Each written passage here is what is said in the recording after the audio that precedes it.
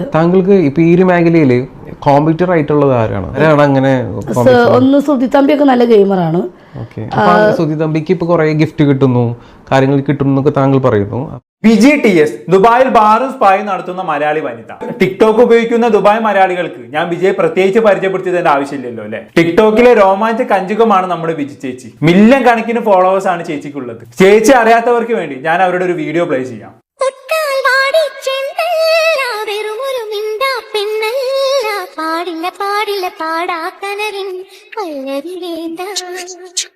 ചന്ദ്രികാലോലമാം പൊൻകില പന്തലിൽ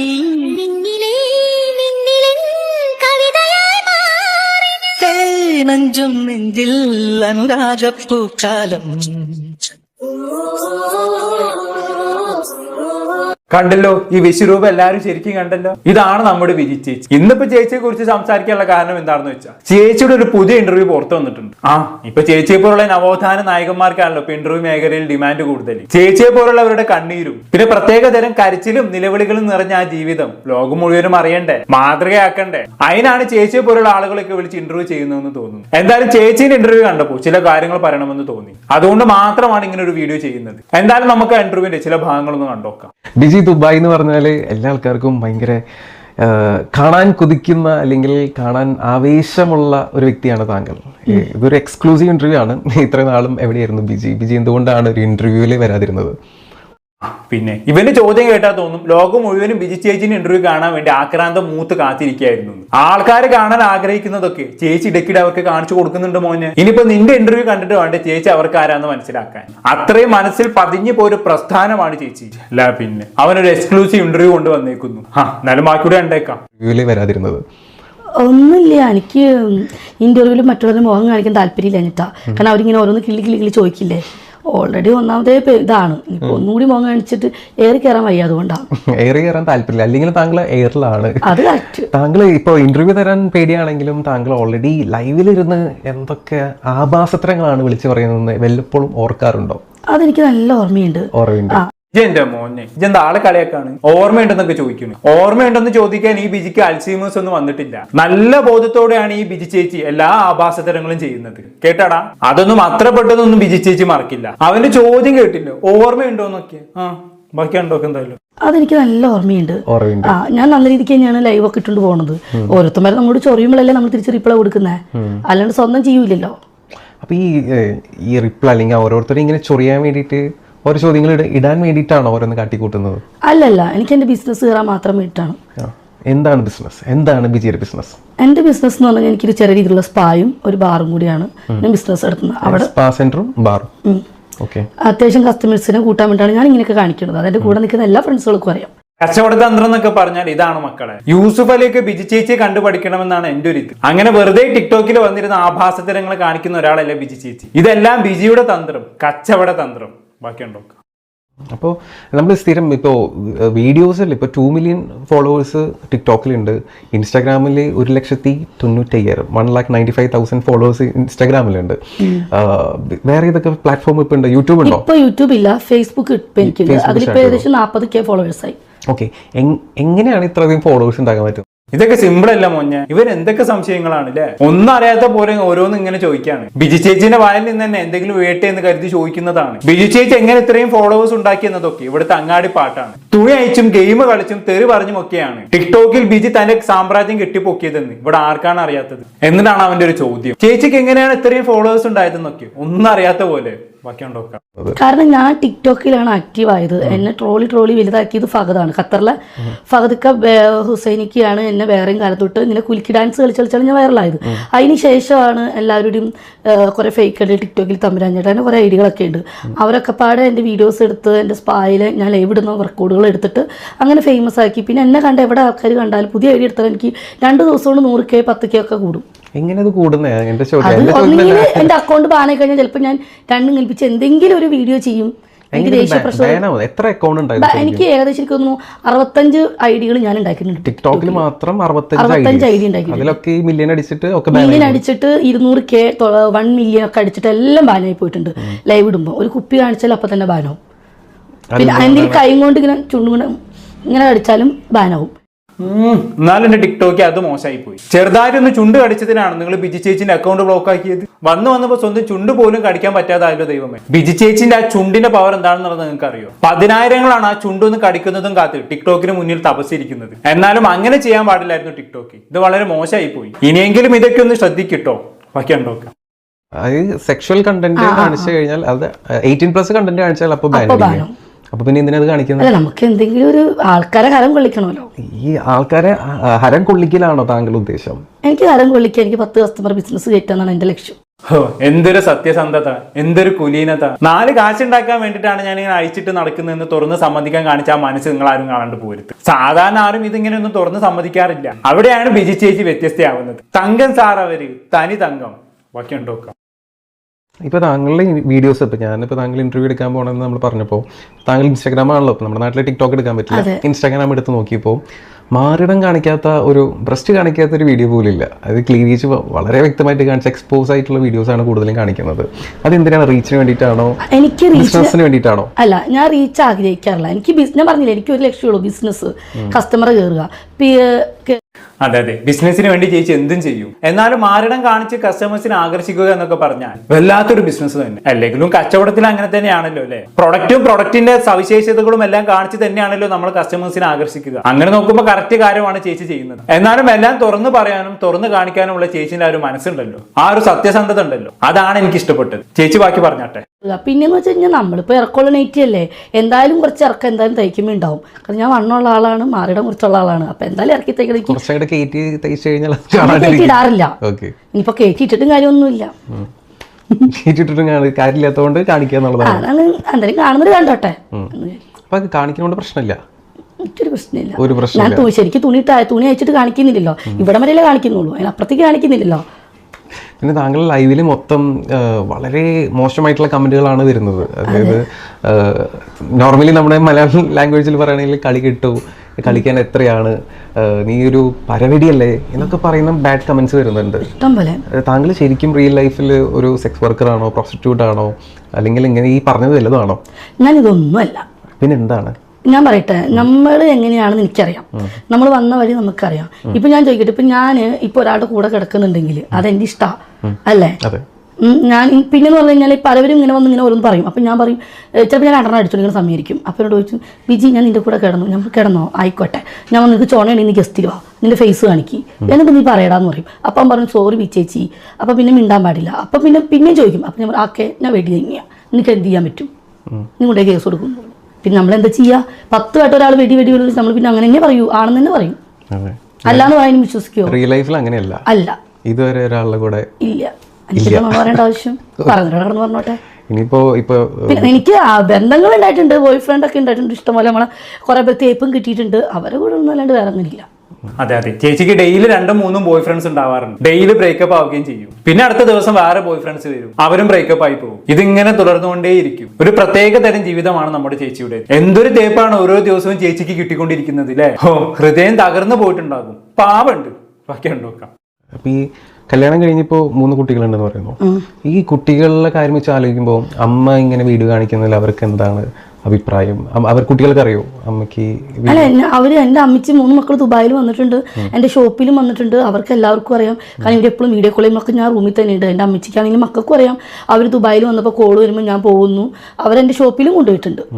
പക്ഷേ ഈ ഇൻസ്റ്റാഗ്രാം ഒക്കെ ഇപ്പോൾ എല്ലാ കുട്ടികളും യൂസ് ചെയ്യുന്നത്. എന്റെ മക്കള് ഫോൺ അങ്ങനെ ഉപയോഗിക്കാറില്ല. മക്കളല്ല, മക്കളുടെ കൂട്ടുകാരോ ഉണ്ട്. ഞങ്ങളുടെ വീടിന്റെ അടുത്ത് കുറെ ആൾക്കാർ യൂട്യൂബിൽ റീൽസ് ഒക്കെ കാണുമ്പോൾ എന്റെ അമ്മയോട് ഒന്ന് പറയാറുണ്ട്. തൊഴിലുറപ്പിന് പോകുമ്പോൾ അമ്മച്ചോട് ഇങ്ങനെ പറയും. അപ്പൊ അമ്മച്ചോട് പറയും, ബിച്ചി എന്താ അങ്ങനെ കാണിച്ചു കൂട്ടും. പക്ഷെ അവിടെ ഉള്ളവര് എന്നെ ഒന്നും പറയില്ല. കാരണത്തിൽ അവിടെ ഉള്ളവർക്ക് എന്നെ അറിയാം. കാരണം അവള് ജനിച്ചത് എങ്ങനെയാണെന്നും വളർന്നത് എങ്ങനെയാണെന്നും ഈ സാഹചര്യത്തിൽ വളർന്നതൊക്കെ എല്ലാവർക്കും അറിയാവുന്നതുകൊണ്ട് എന്നെ ആരും ഇതൊരു മോശമായിട്ട് പറയുകയോ മോശമായിട്ട് കാണുകയോ ഒന്നും ചെയ്തിട്ടില്ല. വീടിന്റെ അടുത്തുള്ളവർക്ക് താങ്കൾ അറിയാന്ന് പറഞ്ഞു. പക്ഷെ അറിയാത്ത ഇപ്പൊ കുട്ടികൾ 3 കുട്ടികൾ എന്ന് പറയുന്നത് എത്രാം ക്ലാസ്സിലാണ് പഠിക്കുന്നത്? 8, 6, 5. മൂത്തത് 8. ആൺകുട്ടി പെൺകുട്ടിയോ? ആൺകുട്ടി, 2 ആണും 1 പെണ്ണും. 2 ആണും 1 പെൺകുട്ടിയും. അപ്പൊ ഇവർക്ക് സഹപാഠികൾ ഉണ്ടാവും, ഫ്രണ്ട്സ് ഉണ്ടാവും. അവരോട് ചോദിക്കാറുണ്ട്, നിന്റെ മമ്മി ഇങ്ങനെ കുലുക്കി വീഡിയോ ചെയ്യുന്നില്ല, നിന്റെ മമ്മി അങ്ങനെ ചെയ്യുന്നത്. അപ്പൊ അവർക്ക് അത് ഇഷ്ടപ്പെടില്ല. അവർ ചോദിക്കാറുണ്ട്, എൻ്റെ മമ്മി അവിടെ മമ്മിക്ക് കച്ചവടം ബിസിനസ് കയറാനാണ് എന്ന് പിള്ളേര് പറയും. അപ്പൊ അവർക്ക് ഒരു നാണക്കേട് അമ്മയായിട്ട് വരുത്തിക്കണോ? അതിന് ഞാൻ അതിനൊന്നും വരുത്തി വെക്കുന്നില്ലല്ലോ. എനിക്ക് എന്നെ അറിയാലോ. പിന്നെ ഞാൻ എൻ്റെ മക്കളോട് പറയൂലോ. പിന്നെ അവർക്കത് അക്സെപ്റ്റ് ചെയ്യും. കാരണം ഞാൻ ചോദിക്കട്ടെ, നമ്മൾ വായും കൊണ്ടല്ലേ പറഞ്ഞുള്ളൂ, അല്ലാതെ ശരീരം കാണിച്ചിട്ടോ അല്ലെങ്കിൽ ഒന്നും ചെയ്തു കൊടുക്കുന്നില്ല. പിന്നെ നമ്മളായിട്ട് അങ്ങോട്ട് പോകുന്നില്ല അല്ലേ, നമ്മളെ തേടി ഇങ്ങോട്ടല്ലേ വരുന്നത്. ഇതിനുള്ള നല്ല മറുപടി ഞാൻ തരാം. അതിനു മുമ്പ് ചേച്ചിയുടെ ഒരു റീൽ ഒന്ന് കാണേണ്ടതുണ്ട്. അത് കണ്ടതിന് ശേഷം ബാക്കി പറയാം. ഇമചായുമഴകിന്റെ കുനുപീലി കനിവാങ്ങിഴി ചേർന്നു ശ്രുതി തേടവേ ഇളമാന്തളിൽ തനുവാകൻ നഗരേഖരം സുഖമേകവേ ഇന്നോളമില്ലാത്തൊരാനന്ദമറിയുന്ന മലർമാസം ഇതിൽ കോർക്കും ഈയോമൽ ഭൂമി. എന്തൊരവസ്ഥയാണെന്ന് നോക്കി. ഉറങ്ങിക്കിടക്കുന്ന സ്വന്തം മോളുടെ അടുത്തിരുന്നിട്ടാണ് ക്ലീവേജും കാണിച്ച് വീഡിയോ ചെയ്യുന്നതെന്ന് ഓർക്കണം. ക്ലീവേജ് കാണിക്കാൻ വേണ്ടി തന്നെയാണ് ആ വീഡിയോ ചെയ്യുന്നത്. കണ്ടാൽ ആർക്കും മനസ്സിലാകും. സ്വന്തം മോളല്ല ഒന്നില്ലെങ്കിലും ആ കുട്ടിയെങ്കിലും ആ വീഡിയോയിൽ നിന്ന് ഒഴിവാക്കി കൂടായിരുന്നു. എന്തൊരു വൃത്തികെട്ട പരിപാടിയാണ് ഈ കാണിക്കുന്നത്. കുറച്ചെങ്കിലും ബോധമുണ്ടോ? നിങ്ങളുടെ ശരീരം കാണാൻ വരുന്ന ഞരമ്പന്മാരുടെ മുന്നിലേക്ക് ആ കുട്ടിയെ എന്തിനാണ് കാണിച്ചു കൊടുക്കുന്നത്? എത്ര വലിയ തെണ്ടിത്തരമാണ് നിങ്ങൾ ഈ കാണിക്കുന്നതെന്ന് വല്ല ബോധമുണ്ടോ? അല്ലെങ്കിലും നിങ്ങളുടെ മക്കളുടെയൊക്കെ അവസ്ഥയാണ് ഞാൻ ആലോചിക്കുന്നത്. നിങ്ങൾ കാരണം ആ ഒരു സ്കൂളിലൊക്കെ എത്രത്തോളം ബുള്ളിയിങ് നേരിട്ടിട്ടുണ്ടാകുമെന്ന് വല്ല ബോധവും ഉണ്ടോ? നിങ്ങൾക്ക് ഇങ്ങനെ ഓരോന്ന് കാണിച്ചു കൂട്ടിയാൽ മതി. അനുഭവിക്കുന്നത് മുഴുവനും നിങ്ങളുടെ മക്കളും കുടുംബക്കാരുമായിരിക്കും. എന്ത് പറയാനാലേ. എന്തായാലും ബാക്കിയൂടെ ഉണ്ടോക്കാം. പറഞ്ഞാല് ഈ ചെറുതായിട്ട് കുറച്ചൊക്കെ കാണിക്കുന്നുണ്ട്, കുറച്ച് എക്സ്പോസ് ചെയ്ത് കാണിക്കുന്നുണ്ട്. അങ്ങനെയൊക്കെ കാണിക്കുമ്പോൾ താങ്കൾക്ക് എങ്ങനെയാണ് ബിസിനസ്സിലോട്ട് എത്തുന്നത്, അല്ലെങ്കിൽ എങ്ങനെയാണ് ഇതിൽ ഏണിങ്സ് ഉണ്ടോ? ഞാൻ എന്തെങ്കിലും കണ്ടന്റ് എടുത്തിടും. എന്തെങ്കിലും നമ്മൾ ഇല്ലാത്ത കഥകളായിരിക്കും, അല്ലെങ്കിൽ നമ്മുടെ സ്പായിലൊരു കസ്റ്റമേഴ്സ് വരുന്നതിന് എന്തെങ്കിലും എടുത്തിടും ഞാൻ. അപ്പൊ ഈ സ്പാന്റെ കസ്റ്റമറുടെ കാര്യം പറഞ്ഞാൽ കഴിഞ്ഞ ദിവസത്തെ ഏതൊരു വീഡിയോയില് ചുക്കാമണി ചെറുതാണ് അവൻ പോരാ എന്നൊക്കെ ഇങ്ങനെ പറയുന്നത് തള്ളാണോ? അല്ല, സത്യമാണ്. ഞാനത് നമുക്ക് അതായത് നമ്മൾ സ്പായിൽ ചെയ്യും, ഹാപ്പി എൻഡിങ് ഉണ്ടാവുമല്ലോ. അപ്പൊ നമ്മൾ എന്തായാലും കാണുമല്ലോ ഹാപ്പി എൻഡിങ്. അപ്പോൾ നിങ്ങൾ സ്പാ സെന്ററിൽ ഹാപ്പി എൻഡിങ്ങിന് വേണ്ടിയിട്ടാണോ സ്പാ സെന്റർ? ഞാൻ പറഞ്ഞല്ലോ, ഞാൻ ദുബായിൽ വന്നത് ഫസ്റ്റ് അതായിരുന്നു. അവിടെ നിന്നാണ് ഞാൻ ജോബ് നിർത്തിയിട്ട് സ്വന്തമായിട്ട് ബിസിനസ് തുടങ്ങിയത്. ഇവരുടെ സ്പായിലൊക്കെ പോകുന്നവർ നല്ലോണം സൂക്ഷിച്ചോ. സംഭവം നിങ്ങൾ ആഗ്രഹിക്കുന്ന പോലെ ഹാപ്പി എൻഡിങ് ഒക്കെ കിട്ടും. പക്ഷെ അടുത്ത ദിവസം ടിക്ടോക്കിൽ വന്ന് ചേച്ചി അങ്ങോട്ട് ആ ഹാപ്പി എൻഡിങ്ങിന്റെ കഥ അങ്ങ് പറയും. കമ്പിക്കഥ എന്ന് പറഞ്ഞ ചേച്ചിയുടെ ഒരു ട്രേഡ് മാർക്ക് ഏരിയയാണ്. ഹാപ്പി എൻഡിങ്ങിന് പോകുന്നവരുടെയൊക്കെ ചുക്കാമണിയുടെ വലുപ്പം വരെ അളന്ന് കഥയാക്കുന്ന ആളാണ് ചേച്ചി. ചുരുക്കി പറഞ്ഞാൽ ചേച്ചിയുടെ സ്പായിൽ പോകുന്ന ഒരുത്തന് അടുത്ത ദിവസം തന്നെ ചേച്ചിയുടെ ലൈവിൽ പോയിരുന്ന് സ്വന്തം കമ്പിക്കഥ കേട്ട് തന്നെ വാണം വിടാം. വല്ലാത്തൊരു അച്ചീവ്മെന്റ് തന്നെ ആയിരിക്കും അത് അല്ലേ. എന്തായാലും ഇനി ആദ്യമായി താൻ എങ്ങനെയാണ് ദുബായിൽ എത്തിപ്പെട്ടത്, സെക്സ് വർക്കിന്റെ ലോകത്തേക്ക് എങ്ങനെയാണ് എത്തിപ്പെട്ടത് എന്നൊക്കെയുള്ള കാര്യങ്ങൾ ചേച്ചി പറയും. കഴിഞ്ഞപ്പോൾ ഞങ്ങളുടെ കസിൻ തന്നെയാണ് എന്നോട് പറഞ്ഞത്. ഫേസ്ബുക്കിലാണ്, എനിക്ക് ചെറിയ ഫേസ്ബുക്ക് മാത്രമേ ഉണ്ടായിരുന്നുള്ളൂ. അങ്ങനെ കസിൻ വിളിച്ചിട്ട് പറഞ്ഞു, എനിക്ക് ബെഹറിലേക്ക് വരാൻ താല്പര്യം ഉണ്ടോ എന്ന് ചോദിച്ചു. അപ്പോൾ പഠിച്ചിട്ടൊന്നുമില്ല? എത്ര ക്ലാസ് വരെ പഠിച്ചു? ഞാൻ 9 വരെ പഠിച്ചുള്ളൂ. 10 പഠിച്ചു, SLC എഴുതിയില്ല. അപ്പോൾ വേറെ ജോലിക്കൊന്നും പോകാൻ പറ്റാത്ത ഇല്ല. അമ്മയുടെ കൂടെ സഹായത്തിന് പോയിരുന്നില്ല? എന്തെങ്കിലും അമ്മ ഒരു TV? ഇല്ല, ഞാൻ അന്നൊരു ചെറിയൊരു കടയിൽ പോകുന്നുണ്ടായിരുന്നു. ഈ മറ്റേ വളയം മാലി വെക്കുന്ന കടയിൽ ഞാൻ പോകുന്നുണ്ടായിരുന്നു. എന്നിട്ട് പിന്നെ കസിൻ ഇങ്ങനെ ബെഹറിലേക്ക് വരാൻ താല്പര്യമുണ്ടോ? ബെഹറിലേക്ക് വരാൻ താല്പര്യമുണ്ടോ? ഞാനിക്കപ്പോൾ ഗൾഫ് എന്ന് പറഞ്ഞാൽ കേൾക്കുമ്പോൾ പേടിയാണ്. കാരണം പഴയ കാലത്തൊക്കെ ആൾക്കാർ എപ്പോഴും പറയുമല്ലോ. അപ്പോൾ ഗൾഫ് എന്ന് പേടി. അപ്പോൾ ഞാൻ പറഞ്ഞു, ഏട്ടാ ഞാനില്ലടാന്ന് തോന്നുന്നു. പിന്നെ അവൻ വിളിച്ചോണ്ടിരുന്നു. കാരണം അവന് 10 വയസ്സ് കിട്ടും, മനസ്സിലായോ? ഒരാളാക്കി കൊടുത്തു കഴിഞ്ഞു. അപ്പോൾ നമ്മളോട് ജോലിയൊന്നും അവൻ പറഞ്ഞില്ല. അങ്ങനെ ഞാൻ അമ്മച്ചോട് പറഞ്ഞു. അമ്മച്ചാൻ വിളിച്ച് ഭയങ്കര ശല്യമായിരുന്നു ഫേസ്ബുക്കിൽ. ഒരു കസിൻ ഒരു ജോലി ഓഫർ ചെയ്യുമ്പോൾ ആരായാലും വിശ്വസിച്ച് പോകുന്നു. അങ്ങനെ ഞാൻ അമ്മച്ചിനോടും പറഞ്ഞു. അപ്പോൾ അമ്മച്ചി പറഞ്ഞു, നിനക്ക് താല്പര്യം നീ പൊക്കോ, അമ്മച്ചി 3 മക്കളെ നോക്കിക്കോളാന്ന് പറഞ്ഞു. അങ്ങനെ ഞാൻ അവൻ്റെ വാക്കും കേട്ട് പോയി. എനിക്ക് അന്ന് നമുക്ക് ഇവിടെ ഇമിഗ്രേഷൻ എന്തൊരു ഇതുണ്ടല്ലോ, ബോംബെ നിന്നൊക്കെ പോകേണ്ടി വരും. അതൊന്നും വേണ്ടി വന്നില്ല. അപ്പം അവൻ തന്നെ ഒരു പെണ്ണിൻ്റെ നമ്പർ തന്നു. അപ്പോൾ അവൻ ജോലിയൊന്നും പറഞ്ഞൊന്നുമില്ല. അങ്ങനെ ഞാൻ കയറി പറ്റി. അവിടെ കയറി പറ്റി കഴിഞ്ഞപ്പോൾ അവനുണ്ട്, കസിനുണ്ട് അവിടെ. എയർപോർട്ടിൽ നിന്ന് ഇറങ്ങി കഴിഞ്ഞപ്പോൾ ബേഹർ എയർപോർട്ടിൽ ഇറങ്ങി കഴിഞ്ഞപ്പം കസിനുണ്ട്, ഒരു അറബി ഉണ്ട്, വേറൊരു ചേട്ടനുണ്ട്, 2 പെണ്ണുങ്ങളുണ്ട്. ഞങ്ങൾ നേരെ ചേച്ചിയുടെ വീട്ടിൽ കൊണ്ടുപോയി. ഒരു അനു എന്ന് പറഞ്ഞ ചേച്ചിയുടെ വീട്ടിൽ കൊണ്ടുപോയി. പേര് അനുനൊന്നും അല്ല, അവരെല്ലാം ഫേക്ക് നെയിം ആണല്ലോ. ദുബായ് ഗൾഫ് രാജ്യത്ത് ആരെങ്കിലും ഒരു പേര് ഒറിജിനൽ ആരെയും ഉണ്ടാവില്ല, മനസ്സിലായി? എല്ലാവരും ഫേക്ക് നെയിമിലാണ്. എല്ലാ പ്രവാസികളും ഇപ്പോഴും ഫേക്ക് നെയിമിലാണോ? എല്ലാ പ്രവാസികളും, മിക്ക ആൾക്കാരും ഈ സ്പായിലാണെങ്കിലും മറ്റുള്ള ജോലിക്കൊക്കെ ബാറിലാണെങ്കിലും ആരും ഒറിജിനൽ പേര് പറയില്ല. അങ്ങനത്തെ ജോലിയിലുള്ള ആൾക്കാർ ഫേക്ക് നെയിം ആണോ? ഫേക്ക് നെയിം പറയാം. അങ്ങനെ അവിടെ എത്തി. അങ്ങനെ ബേറെത്തി. അങ്ങനെ അവർ കുറച്ചാൾ എനിക്ക് ജോലിക്ക് അങ്ങനെ ഓരോരോ ഇതിലൊക്കെ ഞാൻ പോയി. അട്ടകളുണ്ടല്ലോ, ഈ ഫ്ലാറ്റുകൾ. പറയൂ, തുറന്നു പറയൂ. അറിയാത്ത ആൾക്കാരുണ്ട്. താങ്കളുടെ പേഴ്സണൽ സ്പേസ് ആണ്. താങ്കൾക്ക് ഓക്കെ ആണെങ്കിൽ താങ്കൾ എന്ന് വെച്ചാൽ നാളെ ഇതുപോലെ ഒരു സ്ത്രീ ചതിക്കാൻ പെടാൻ പാടില്ലല്ലോ. അല്ല, ഇങ്ങനെ ഓരോ ഫ്ലാറ്റുകളിലേക്ക് അങ്ങനെ പോകുമല്ലോ. അങ്ങനെ കൊണ്ടിട്ട് അവിടെ ചെന്നപ്പോ താങ്കൾ ഒരു സ്പായില്? അല്ല, സ്പാ അല്ലെന്നേ, അഡ്ഡാന്ന് പറയും. അഡ്ഡ മീൻസ് എന്ന് പറഞ്ഞാൽ ഒരു ഫ്ലാറ്റിൽ ഒരു റൂമിന്റെ ഒരു ഇതുണ്ടല്ലോ. അങ്ങനെ ഒരു ഏജന്റുമാർ കൊണ്ടുപോയി പെണ്ണുങ്ങളെ ഇടും. മനസ്സിലായി. ഇപ്പൊ എന്നെ കൊണ്ടത് കസിനാണല്ലോ, ആ കസിൻ കൊണ്ടിട്ട് വേറൊരു ഏജന്റ് എന്നെ കൊടുത്തതല്ലേ, അപ്പൊ ഏജന്റിന്റെ കയ്യിൽ നിന്ന് ഇവന് പൈസ കിട്ടും. ഞാൻ ആദ്യമായിട്ട് ഇതൊക്കെ കേൾക്കുന്നത്, അതുകൊണ്ട് എനിക്ക് ആദ്യമായിട്ട് കേൾക്കുന്ന ഒരാൾ ആൾക്കാരുണ്ടോ, അപ്പൊ അവർക്ക് അതായത് കൂട്ടിക്കൊടുപ്പ് അത് തന്നെ, അപ്പൊ അവന് പൈസ കിട്ടും. മനസ്സിലായോ?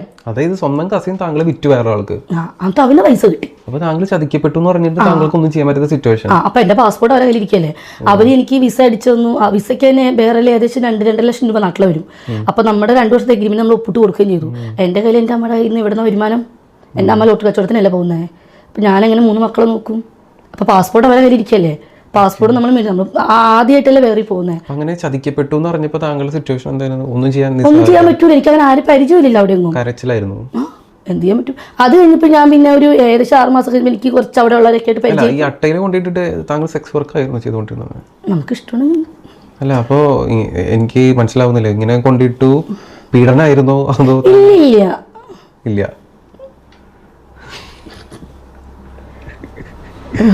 അല്ലല്ല അല്ല, താങ്കൾ ഇഷ്ടത്തോടെയാണ് ചെയ്തപ്പോ? അല്ല, നീ ഒന്നും അല്ല ചോദിച്ചില്ലേ. അച്ചോടാ, നാണം വന്ന ഒരു ചേച്ചിക്ക്. സംഭവം ബിജി ചേച്ചിന്റെ കസിൻ തന്നെ ചേച്ചിയെ പറ്റിച്ചു. അവരാണ് ഈ ഒരു ലോകത്തേക്ക് ചേച്ചിയെ കൊണ്ടുപോകുന്നത്, അല്ലെങ്കിൽ കൊണ്ടുപോയി വിൽക്കുന്നത് എന്ന് തന്നെ പറയാം. പക്ഷെ ചേച്ചിക്ക് അതൊന്നും ഒരു പ്രശ്നമായിരുന്നില്ല എന്നാണ് ചേച്ചിയുടെ സംസാരത്തിൽ നിന്ന് മനസ്സിലാക്കാൻ കഴിയുന്നത്. ഇഷ്ടത്തോടു കൂടി തന്നെയാണ് സെക്സ് വർക്ക് ഒക്കെ ചെയ്തിരുന്നത് എന്ന് സാരം. എന്തായാലും അന്ന് കസിൻ കൊണ്ടുപോയി നല്ലൊരു ജോലിയാണ് വാങ്ങിക്കൊടുത്തതെങ്കിൽ ചേച്ചിക്ക് ഇങ്ങനെ ഒരു അവസ്ഥ വരുമായിരുന്നില്ല, അല്ലെ? ഇതുപോലെ പറ്റിക്കപ്പെടുന്ന ഒരുപാട് പെൺകുട്ടികളുണ്ട്. ജോലിക്ക് എന്നും പറഞ്ഞു കൊണ്ടുപോയി സെക്സ് മാഫിയക്ക് വിൽക്കപ്പെടുന്ന പെൺകുട്ടികൾ. പക്ഷെ ഇവിടെ ബിജി ചേച്ചിയെ സംബന്ധിച്ചിടത്തോളം ചേച്ചി എന്തിനും തയ്യാറായിരുന്നു. പക്ഷെ ഭൂരിഭാഗം പെൺകുട്ടികളുടെയും അവസ്ഥ അങ്ങനെയല്ല. ഇങ്ങനെ വന്ന് പെട്ടുപോയി ജീവിതം തന്നെ കോഞ്ഞാട്ടായി പോകുന്ന ഇഷ്ടംപോലെ പെൺകുട്ടികൾ ഉണ്ട് എന്നുള്ളതാണ്. ഇന്നത്തെ കാലത്തും ഇതെല്ലാം നടക്കുന്നു എന്ന് പറഞ്ഞാൽ സത്യം പറഞ്ഞാൽ കഷ്ടമുണ്ട്. ഇതിനൊക്കെ നിയന്ത്രിക്കാൻ അവിടുത്തെ സർക്കാരുകൾക്ക് കഴിയുന്നില്ലല്ലോ എന്ന് ആലോചിക്കുമ്പോഴാണ് പറഞ്ഞിട്ട് കാര്യമില്ലേ, വേല് തന്നെ വിളവ് തിന്നുന്ന കാലമാണ്. ലോക നേതാക്കന്മാരടക്കമുള്ള പല പ്രമുഖന്മാരുടെയും പരിപാടികൾ ഇതൊക്കെ തന്നെയാണല്ലോ അല്ലെ. എഫ്സ്റ്റീൻ ഫയൽസ് വന്നപ്പോഴല്ലേ ഇവരുടെയൊക്കെ തനി നിറം പുറത്തു വന്നത്. എല്ലാരും കണക്ക് തന്നെ, നമ്മൾ സൂക്ഷിച്ചാൽ നമുക്ക് കൊള്ളാം, ബാക്കി ഉണ്ടോക്കാം. അല്ല, താങ്കൾക്ക് അപ്പൊ വേറെ എന്തെങ്കിലും ജോലി ചെയ്ത് ജീവിക്കാനായിട്ടുള്ള ഒരു 10 വരെ പഠിച്ചോളൂ. അല്ല, ഈ കാലഘട്ടത്തിൽ ഇപ്പൊ പഠിത്തില്ലെങ്കിലും ദുബായ് ചെറിയ തുക പോരാ ജീവിക്കാൻ. നമുക്ക് ഒരുപാട് കാശുണ്ടെങ്കിൽ നമുക്ക് ജീവിക്കാൻ പറ്റുള്ളൂ. ഈ 3 മക്കളെ നോക്കണം, അമ്മയുടെ ആശുപത്രി കേസ്, അമ്മയുടെ അസുഖങ്ങള്, നമുക്കെല്ലാം ഉണ്ട്. നമുക്ക് എന്റേതായ കുറെ ലക്ഷ്യങ്ങളുണ്ട്. മനസ്സിലായി, ഞാൻ ഒന്നുമില്ലാത്തവളായിരുന്നു. ഇപ്പോഴാണ് ഇപ്പൊ സ്ഥലവും ഞാൻ പെര പണിയാൻ പോകുന്നത്. ഇന്ന് ഒരു ശുഭവാർത്തയുണ്ട്, ഇന്നാണ് വീടിന്റെ തറക്കല്ലിട്ടത്. പറയുന്നവർക്ക് പറയാം, നിനക്ക് വേറെ പണിയെടുത്തുകൂടെ, നിന്നെ പോലെ ഇഷ്ടംപോലെ പെണ്ണുങ്ങൾ ഉണ്ട്, അമ്മേനെയും മക്കളെ നോക്കുന്നവർ, അവർക്കൊക്കെ മാന്യമായി ജോലി ഉണ്ടെന്ന് പറയാം. പറഞ്ഞൊക്കെ അത് പറയാൻ എളുപ്പമായിരിക്കും. നമ്മൾ അനുഭവിക്കുന്ന ബുദ്ധിമുട്ട് നമുക്കല്ലേ. അങ്ങനെ പറയരുത്. ഒരു തൊഴിലുറപ്പിന് പോയിട്ടും വീട് ഓരോ ഫ്ലാറ്റും മാറി വീട് വൃത്തിയാക്കുന്ന ആൾക്കാരുണ്ട്, ചെയ്യുന്ന ആൾക്കാരുണ്ട്, കുട്ടീനെ നോക്കുന്ന ആൾക്കാരുണ്ട്. ഇതൊക്കെ നല്ലൊരു ജോലിയാണ്, നല്ല വരുമാനമുള്ളതാണ്. ഒരു കുട്ടീനെ നോക്കാൻ നിർത്തി കഴിഞ്ഞാൽ 1000 ഒരു ദിവസം ഒരു സ്ത്രീ കൊടുക്കണം. അപ്പൊ അങ്ങനത്തെ ജോലികളിന് പകരം താങ്കൾ ഈസി മണി ആയിട്ടുള്ള കാര്യങ്ങൾ ചെയ്യുമ്പോൾ സമൂഹം എങ്ങനെ അത് നല്ല രീതിയിൽ കാണും? പൊട്ടയായിട്ട് കാണുന്നവർ കണ്ടോട്ടെ. ഞാൻ പറഞ്ഞില്ലേ, എനിക്ക് ആരും ബോധിപ്പിക്കേണ്ട ആവശ്യമില്ല. എനിക്ക് പൈസ കിട്ടിയാൽ മതി. എനിക്ക് പൈസ കിട്ടുക, എന്റെ ലക്ഷ്യം പൈസയാണ്. എനിക്ക് എങ്ങനെയും ഞാൻ എന്ത് ചെയ്തിട്ടുള്ള എനിക്കൊരു അതായത് എന്നെ തള്ളിപ്പറഞ്ഞവരെയും എന്നെ തള്ളിപ്പറഞ്ഞ ബന്ധുക്കളുടെ മുന്നിലും നാട്ടുകാരുടെ മുന്നിലും എൻ്റെ അമ്മേനെ കൊള്ളാത്തവന്ന് വിളിച്ചവരുടെ മുന്നിലും എനിക്ക് എൻ്റെ അമ്മേനെ നന്നാക്കി കാണിച്ചു കൊടുത്ത് മക്കളെയും മറ്റുള്ളവരുടെ മുന്നിൽ നിർത്തി എനിക്കൊന്നും താവണം എന്ന് എനിക്കൊരു വാശിയുണ്ട് മറ്റുള്ളവരുടെ മുന്നിൽ. കാരണം നമ്മളെ തള്ളിപ്പറഞ്ഞ ആൾക്കാരുണ്ടാവുമല്ലോ, നമ്മൾ അങ്ങനത്തെവരാണ് ഇങ്ങനത്തെവരാണെന്നൊക്കെ. അപ്പോൾ അവരുടെ മുന്നിൽ എനിക്ക് കാശുണ്ടാക്കി കാണിച്ചു കൊടുക്കുന്നൊരു വാശിയുള്ള ആളാണ് ഞാൻ. അതെ അതെ അതെ, തള്ളി പറഞ്ഞവരുടെയൊക്കെ മുന്നിൽ ഞെളിഞ്ഞു നിൽക്കാൻ പറ്റിയ പണിയാണല്ലോ ചേച്ചി ഇപ്പൊ ചെയ്തുകൊണ്ടിരിക്കുന്നത് അല്ലെ. ഞെളിഞ്ഞു നിൽക്കാൻ അങ്ങോട്ട് ചെന്നാൽ മതി, കൂക്കി വിടും ആളുകൾ. ഓരോരോ ന്യായീകരണവുമായിട്ട് വന്നേക്കാണ്. പണമാണ് വലുത്, അതിനു വേണ്ടി എന്തും ചെയ്യും, അത്രയ്ക്ക് അങ്ങോട്ട് പറഞ്ഞാൽ മതി. ഓവർ ഡെക്കറേഷൻ ഒന്നും വേണം. ഇവിടെ നിങ്ങളെക്കാൾ കഷ്ടപ്പെടുന്ന ഇഷ്ടംപോലെ ആളുകളുണ്ട്. അവരൊക്കെ നല്ല മാന്യമായി ജോലി ചെയ്ത് കുടുംബം നോക്കുന്നുമുണ്ട്. നിങ്ങൾക്ക് ഇഷ്ടമുള്ള ജോലി ചെയ്ത് കുടുംബം നോക്കിക്കോ, അതിനൊന്നും ഒരു കുഴപ്പമില്ല. അതൊക്കെ നിങ്ങളുടെ ഇഷ്ടം. പക്ഷെ ഓവർ ഡയലോഗ് അടിക്കാൻ നിൽക്കരുത്, വല്ലാണ്ട് ഓവർ ആക്കാൻ നിൽക്കരുത്. എന്തായാലും ഇനി എല്ലാവരും ആകാംക്ഷയോടെ കാത്തിരിക്കുന്ന ചില കാര്യങ്ങളാണ് ബിജി ചേച്ചി പറയാൻ പോകുന്നത്. ടിക്ടോക്കിലെ ഗെയിമിങ്ങിനെ കുറിച്ചും ഗെയിമിങ്ങിലെ രാജാവായ ശ്രുതി തമ്പിയെ കുറിച്ചും വാ കേട്ടോക്കാം. അതായത് ടിക്ടോക്കിൽ നല്ലൊരു വരുമാനം, ദുബായിൽ മാത്രമല്ല കേട്ടോ, GCCയിൽ ടിക്ടോക്ക് എന്ന് പറയുന്നത് എല്ലാവർക്കും നല്ലൊരു വരുമാനമാണ്. കാരണം എനിക്ക് തോന്നുന്നു ഈ GCCയിൽ സോഷ്യൽ മീഡിയയിൽ കാരണം വെച്ചാൽ ഒരുപാട് പേര് നാട്ടിലുണ്ടാവും. അവരെ കുറെ ആണുങ്ങൾ ഈ ടിക്ടോക്ക് ഗെയിമിന് മാത്രമായിട്ട് വിസിറ്റിന് കൊണ്ടുവരുന്നുണ്ട്. ഞാൻ കഴിഞ്ഞ ദിവസം ആഡ് കണ്ടിരുന്നു, ഡാൻസേഴ്സിന് ആവശ്യമുണ്ട് ദുബായിലേക്ക്, ക്വാളിഫിക്കേഷൻ പ്രശ്നമില്ല, കയറി പോകുന്നു. അവരിങ്ങനെ ഓരോന്ന് പറയും, പക്ഷെ അവരെ കൊണ്ടുവരുന്നത് ഈ ഗെയിം കളിപ്പിക്കാനാണ്. ഈ വേറെ 2000-3000 റൂം എടുക്കുക, ഓരോ ആണുങ്ങളും ഓരോ പെണ്ണുങ്ങൾ പിടിച്ചിരുത്തിയിട്ട് ഓരോ പുട്ടി വിട്ടിട്ട് ഇങ്ങനെ ടിക്ടോക്ക് ഫേസ്ബുക്ക് ഇങ്ങനെ ഇരിക്കുകയാണ് ഫേസ് കാണിച്ച്. അപ്പൊ കാണുന്ന ആൾക്കാർ ഇങ്ങനെ യൂണിവേഴ്സിലും ലേണൊക്കെ അടിച്ചു കൊടുക്കുമ്പോൾ അവർക്ക് നല്ല പൈസ ഇല്ല, അതൊരു വരുമാനമാണ്, നല്ല വരുമാനം തന്നെയാണ്. അവിടെ വേറെ മോശമായിട്ടുള്ള കാര്യങ്ങളൊന്നും ചെയ്യുന്നില്ല. ഞാൻ ചോദിക്കട്ടെ, ഇപ്പൊ ഞാനൊരു ഗെയിമറാ, എനിക്കുണ്ട് ഗിഫ്റ്റർമാര്, പക്ഷേ ഈ ഗിഫ്റ്റ് ഇത്രയും വലിയ കോയിൻസ് അടിക്കണമെങ്കിൽ ഒന്നുമില്ലാതെ ആരെങ്കിലും അടിച്ചു കൊടുക്കുമോ? അപ്പോൾ നിങ്ങൾ അവർക്ക് ചെയ്തു എൻ്റെ അടുത്ത് വന്നിട്ടുണ്ട്, എനിക്ക് ഗിഫ്റ്റ് അടിച്ച ആൾക്കാർ എൻ്റെ PM വന്ന് നിന്നെ കിട്ടുമോ, എൻ്റെ ഹോട്ടൽ റൂമിൽ വരും, നിന്നോട് ഇഷ്ടംപോലെ ആൾക്കാർ ചോദിച്ചിട്ടുണ്ട്, ഞാൻ പബ്ലിക്കിൽ പറഞ്ഞിട്ടുണ്ട്. അപ്പോൾ എൻ്റെ അടുത്ത് ചോദിച്ച അവൻ തന്നെ മറ്റുള്ളവർക്ക് ഗിഫ്റ്റ് അടിച്ച് കൊടുക്കുമ്പോൾ അവർ ചോദിക്കാതിരിക്കും അവരോട്. അപ്പോൾ അവർ പോയത് കൊണ്ടല്ലേ അവൻ കണ്ടിന്യൂസ് ആയിട്ട് അവർക്ക് ഗിഫ്റ്റ് അടിച്ചു കൊടുക്കുന്നത്, ആണോ അല്ലയോ? എൻ്റെ അടുത്ത് വന്ന് ചോദിച്ചവർ എന്നെ കിട്ടില്ല എന്ന് പറഞ്ഞപ്പം എനിക്ക് ഗിഫ്റ്റ് എടുത്ത് നിർത്തിയിട്ട് മറ്റുള്ള ഏരിയയിൽ നിൽക്കുന്ന മറ്റുള്ള ലേഡീസിന് അടിച്ചു കൊടുക്കുമ്പോൾ അവൻ അവരോട് ചോദിച്ചിട്ടില്ല എന്ന് എന്താ ഉറപ്പ്? അപ്പോൾ അവൾമാർ അവൻ്റെ കൂടെ കിടന്നുകൊണ്ടല്ലേ കണ്ടിന്യൂസ് ആയിട്ട് അവൻ തന്നെ അവർക്ക് ഗിഫ്റ്റ് അടിച്ചു കൊടുക്കും. അതായത് കൂടെ കിടന്നു കഴിഞ്ഞാൽ ഗിഫ്റ്റ് ഇങ്ങനെ കിട്ടിക്കൊണ്ടേയിരിക്കും. ടിക്ടോക്കിൽ നിന്ന് ദുബായിൽ നിന്ന് നിങ്ങൾ ജോലിക്ക് പുറമെ ടിക്ടോക്ക് ചെയ്യുകയാണെങ്കിൽ ഒരു 30,000-40,000 നമുക്കത് ചെറിയ നോർമൽ ഒരു 20,000-40,000 സ്ത്രീകൾക്ക് ലഭിക്കും കിട്ടും. പക്ഷെ അതിൽ കൂടുതൽ ഒരു ദിവസം 10 ലക്ഷം രൂപ വരെ മാസം, ഒരു ദിവസം ഈ 4-7 പേര് കൂടെ ഗെയിം കളിച്ച 10 ലക്ഷം വരെ കിട്ടുന്ന ആൾക്കാരും ഉണ്ട് ടിക്ടോക്കിൽ. അപ്പോൾ താങ്കൾ പറഞ്ഞു താങ്കൾക്ക് 30,000 രൂപ ലഭിക്കുന്നു, അതിൽ കൂടുതൽ ലഭിക്കുന്ന ആൾക്കാരുണ്ട് പറഞ്ഞു. താങ്കൾക്ക് ഇപ്പൊ ഈ ഒരു മേഖലയിൽ കോമ്പറ്റീറ്റർ ആയിട്ടുള്ളത് ആരാണ്? താങ്കൾക്കൊപ്പം മത്സരിക്കുന്ന അല്ലെങ്കിൽ കൂടുതൽ കാശ് ഉണ്ടാക്കുന്ന? അവിടെ ഇപ്പം ടിക്ടോക്കിൽ ഇപ്പം ഏറ്റവും കൂടുതൽ ഞാനൊക്കെ ഒരിടയ്ക്ക് നല്ല ഗെയിമറായിരുന്നു. ഇപ്പോഴാണ് ഒന്ന് താന്നത്. കാരണം വെച്ചാൽ നമുക്ക് അടിക്കുന്ന ഗിഫ്റ്റേഴ്സ് ഒക്കെ കൂടുതൽ ഇപ്പം നാട്ടിലേക്ക് പോയി, ദുബായ് വിട്ട് GCC വിട്ട് നാട്ടിൽ പോയതുകൊണ്ട് നമ്മൾ കുറച്ച് ഇച്ചിരി ഡൗൺ ആണ്. എങ്കിലും നമ്മുടെ നമുക്ക് കുറേ UK കുറേ പെൺപിള്ളേരും ആൺപിള്ളേരൊക്കെ ഉള്ളതുകൊണ്ട് നമ്മൾ കുറച്ച് അവരെ കൊണ്ട് പറ്റുന്ന പോലെ ചെറിയ കോയിനാണെങ്കിലും നമുക്ക് ഞാൻ ഹാപ്പിയാണ്. ചില ആൾക്കാർക്ക് വലിയ വലിയ ഗിഫ്റ്റർമാരുണ്ട്, അതെന്തെങ്കിലും കാണിച്ചു കൊടുത്തിട്ടൊക്കെ ആയിരിക്കും. ഒന്ന് സുധി തമ്പിയൊക്കെ നല്ല ഗെയിമറാണ്. സുധി തമ്പിക്ക് ഇപ്പൊ കുറെ ഗിഫ്റ്റ് കിട്ടുന്നു, കാര്യങ്ങൾ കിട്ടുന്നു എന്നൊക്കെ താങ്കൾ പറയുന്നു. അപ്പോൾ ഈ ഗിഫ്റ്റ് കിട്ടണമെന്നുണ്ടെങ്കിൽ കൂടെ കിടന്നാൽ മാത്രമേ കിട്ടുള്ളൂ എന്നും ഇപ്പൊ താങ്കൾ പറയുന്നു.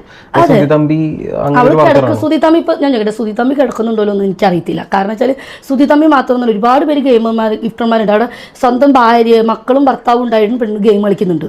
അപ്പൊ എനിക്ക് അടിച്ച ആൾക്കാർ അവർക്കും അടിക്കുന്നുണ്ട്. അപ്പൊ അവന്മാരൊക്കെ എന്നോട് ചോദിച്ചത് അവന്മാരോട് ചോദിക്കാതിരിക്കില്ല, എന്തായാലും പോയിട്ട് കാണും, അല്ലാണ്ടൊന്നും ആരും ഇങ്ങനെ ഗിഫ്റ്റ് അടിച്ച് കൊടുക്കില്ല.